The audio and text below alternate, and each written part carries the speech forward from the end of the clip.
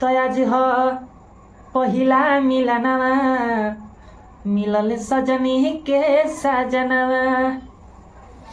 सुनी सुनी भगवान जनी बिहान होखे दी, सुनी सुनी भगवान जनी बिहान होखे दी।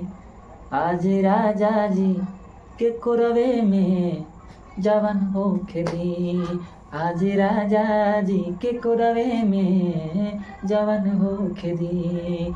सुनी सुनी भगवान जन बिहान होखे दी, अरे सुनी सुनी भगवान जन बिहान होके दी।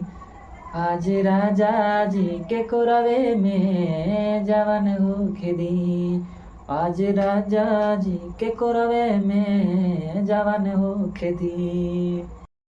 कि खड़ा बानी पिछुआड़ी जाने जानी लेट कर, जयमाला होखे से पहिले भेंट कर हो जयमाला होखे से पहिले भेंट कर।